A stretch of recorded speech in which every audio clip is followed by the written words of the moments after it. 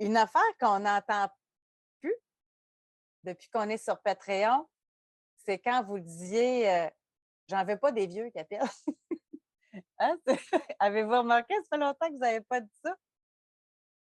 On a vraiment, un public extraordinaire. Nous sommes privilégiés. Membres de Patreon, nous sommes privilégiés. Stéphane pose la question: «À quel âge on est vieux?» C'est relatif, là. C'est relatif. C'est que, Stéphane, on est vieux lorsque nous devenons rigides, que nous perdons notre malléabilité psychique. Et il y a des individus, entre autres de par leur personnalité, qui sont vieux dans la vingtaine. Ils sont extrêmement rigides. Et ils perdent cette souplesse. C'est ce qu'on appelle, ce que certains appellent maintenant le côté plastique de leur psyché, c'est-à-dire un peu comme de la pâte à modeler, qui a certaines capacités de prise de conscience, effectuer des changements, progresser, s'épanouir. La plasticité cérébrale, ça correspond même, d'aucuns vont même jusqu'à affirmer que le cerveau a une certaine plasticité par opposition à rigidité. Oui, il y a des personnalités. Généralement, les personnes obsessives compulsives sont très rigides de par leur nature. On ne peut pas dire qu'ils sont vieux, mais on peut dire qu'ils sont rigides. Comme ce que j'appelle affectueusement la race. C'est-à-dire les 58 ans et plus, là, ouf, tout vu, tout connu, raison sur tout, argument sur tout, se fourre le nez dans tout, l'avortement, les ci, les... Aïe, aïe, aïe, aïe, aïe! Les affaires... Ben moi, si j'étais à ta place, je ferais ci. Si j'étais à ta place, je ferais ça. T'es pas à ma place, peux-tu respirer? Surtout dans une société matriarcale, là, ça peut devenir très disgracieux.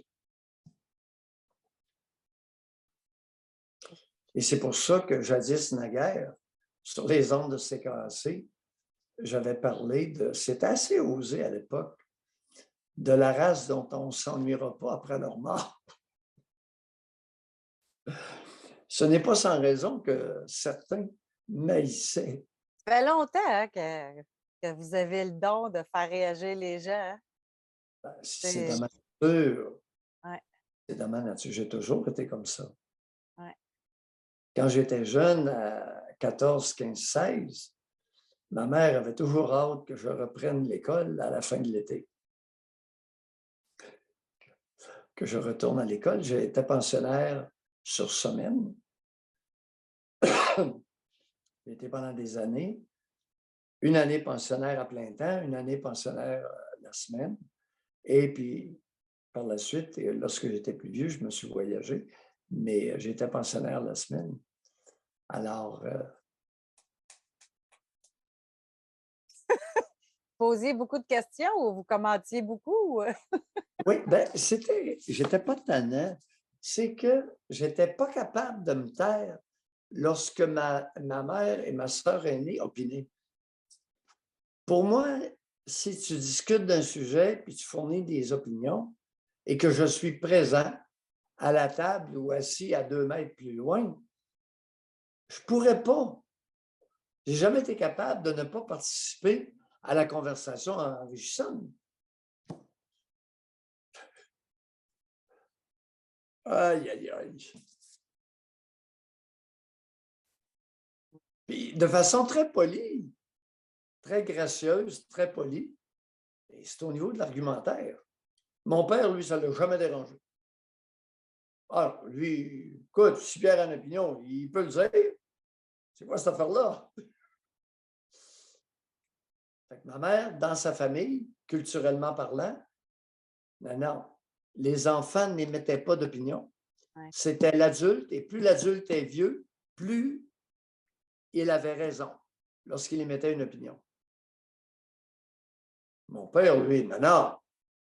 La véracité ou le fondement d'une opinion, c'était jamais par l'âge, jamais fondé sur l'âge. Voyons, c'est quoi cette affaire-là? Lui, il savait très bien qu'il y avait des petits vieux qui avaient de l'allure, puis il y avait des petits vieux qui étaient sans dessin comme tout. Voyons! C'est un bon observateur du comportement. Tu sais. Mais ça vient. Ah, c'est peut-être de l'Église. Tu honoreras. Père et que- mère, tu honoreras afin de Mais vivre longuement. l'histoire de la sagesse, dans plusieurs cultures, c'est comme ça, là. Tu sais, les vieux sages. Mais c'est parce que c'est pas tout le temps le cas, là.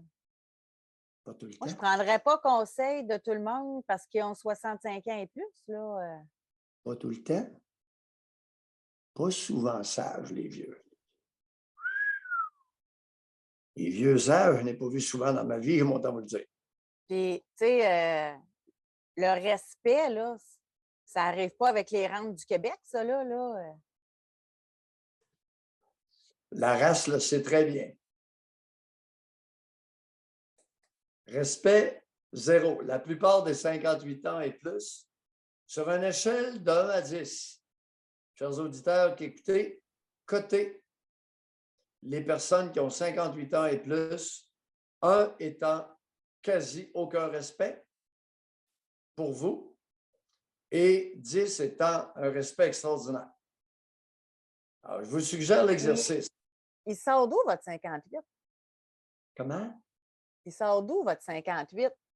Ah, 58 ans? connaissance empirique, expérience de vie. Ah non, et 56, 57, 58, là, ah, sacrément. Ah, la race. La rigidité s'installe, souvent avec la boisson. Maintenant, de plus en plus avec la boisson. Le petit pot.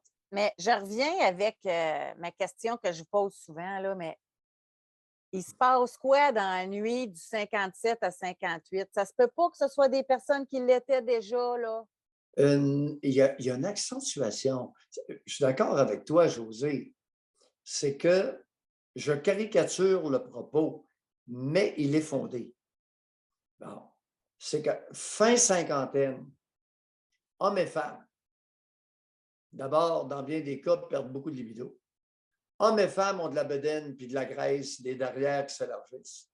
Soit le ventre qui se prolonge, il ne se voit plus pisser, soit le derrière assez large, ça frotte sur les côtés de chaise. Est-ce que je suis le seul à observer ça? C'est plein. Là, vous dites que la ménopause a le dos large, là, mais pour certaines femmes, il y a un vrai phénomène au niveau de l'irritabilité. Ça se peut-tu qu'il y ait des femmes qui endurent moins aussi? Ça n'a rien à voir. La plasticité cérébrale n'a rien à voir avec la ménopause. La perte de plasticité cérébrale n'a rien à voir avec des symptômes vrais de ménopause. Rien. Une femme peut être irritable, elle va demeurer respectueuse. Ils savent vivre. Ils ne se mettent pas à envahir la vie de ceux Ouais, ouais. qui les entourent. Non, non, non, non, jamais. Non. En fait, les non respectueuses ont la voie libre pour l'exprimer. Alors que les respectueuses, si elles deviennent irritables, là, elles vont se questionner qu'est-ce qui se passe avec moi, je ne me comprends plus, etc. là. Oui, c'est ça. C'est ça. Non, les femmes respectueuses qui ont des vrais symptômes de ménopause, entre autres les bouffées de chaleur, qui nuisent considérablement à la qualité de leur sommeil, Ah, c'est ça, ça Josée, affecte. elles souffrent. Elles ne font pas souffrir les autres. Tandis que la race ne souffre pas. Elle fait souffrir les autres. OK. Elles vont se Nuance, reconnaître. Ils et elles nuance. vont se reconnaître. Oui. Écoute-les. D'ailleurs, soumets-leur l'avortement. La plus belle façon, là, c'est de discuter avortement avec la race.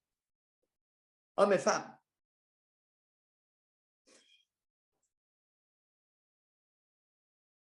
Incroyable. Hey, eux autres, ils connaissent ça. Privatif de liberté, ingérence, manque de respect total pour leur progéniture. C'est épouvantable. Prêt même à tuer. Aux États-Unis, il y a eu des meurtres. Ils deviennent fanatiques. Démonstration, manifestation. C'est épouvantable. Ils n'ont plus aucune plasticité psychique. C'est raide, c'est rendu de la ferraille. Ils ont de la ferraille entre les deux oreilles. Non, ça fait partie de... C'est pas tout le monde. Pas tout le monde, mais... et c'est une chose, avec les années, entre autres dans les signatures de livres, lorsque j'allais signer, suite à la publication d'un livre, je recevais beaucoup de confidences de femmes de 60, 70, 80 qui dénonçaient, qui appuyaient ma dénonciation de la race. Beaucoup, hommes et femmes, m'ont dit « lâchez-les pas ». Ils nous ont fait assez souffrir.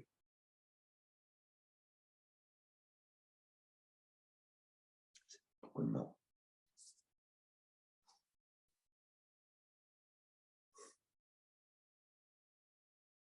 Moi, plus que je vieillis, là, plus que je suis surprise. Parce que plus que je vieillis, plus que je côtoie des gens plus vieux aussi. Tu sais, puis ici, là, mon mode de vie, moi, en Floride, je suis avec beaucoup de retraités, là, tu sais, inévitablement. Là. Tu sais, moi, je travaille, mais la plupart ne travaillent pas. Là, puis ils ont des parents, eux autres aussi. Tu sais, fait que ça me permet un autre regard. Moi, j'en reviens pas comment. Je pense que j'idéalisais. Tu sais, je sais pas comment, mais il y a autant de bisbilles entre personnes âgées que quand tu es plus jeune, de la jalousie, un tel le crousait-elle, elle ne touchera pas à mon mari. Tu sais, il y a tout ça, là. Ça parle de sexe bien plus que je pensais à part de ça. Dans 70, 75, la vie sexuelle continue, là. Puis ça n'en parle. Pour moi, ça, c'est à chaque fois, je suis waouh, c'est donc bien une bonne nouvelle. Tu sais, c'est vraiment. Ben, il y a du beau, tu sais, des bonnes nouvelles que j'apprends, mais il y a du pas beau aussi, là. Et c'est exactement le groupe d'âge dans lequel se retrouvent ceux que j'appelle la race, 58 à 75. 78, ils commencent à en avoir moins, puis sont plus tranquilles.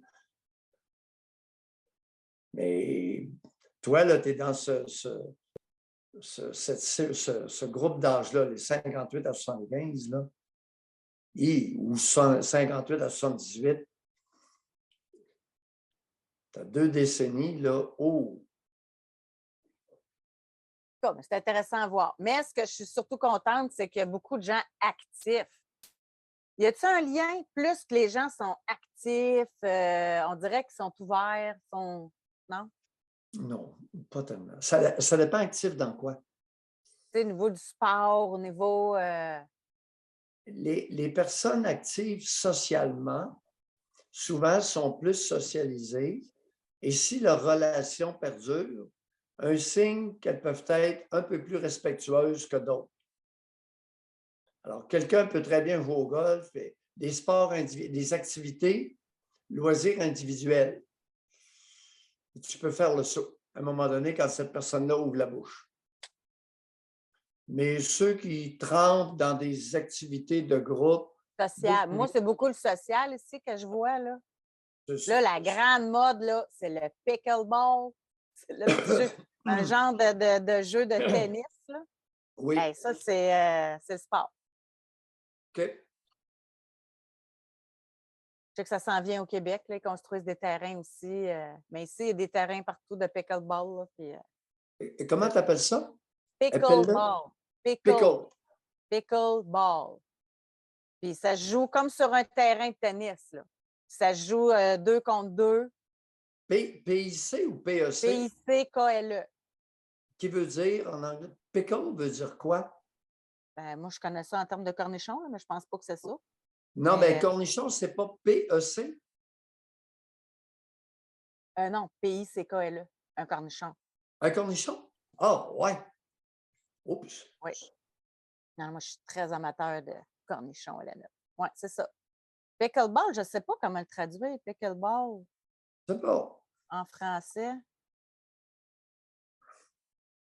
La balle Euh, étant une C'est balle de tennis? pickleball. Ouais, c'est comme une petite balle, là. Moi, je n'ai pas joué, je fais des farces, je dis que je suis pas assez vieille encore. Mais puis ça garde en forme beaucoup, là. Ouais. Il y a Pierre-Marc, Terrain. il y a Oui. Pierre-Marc qui connaît ça, il est dans le domaine des sports de raquettes. Pickleball, terrain de badminton, filet hauteur, tennis, balle trouée en plastique rigide. Ah, c'est une balle trouée en Ouais, plastique rigide. ouais. OK, un Puis il y a des compétitions, il y a. Moi, dans mon entourage, là, j'en ai de tout genre. Il y en a qui n'aiment pas ça smasher. Moi, je suis une compétitrice au sport.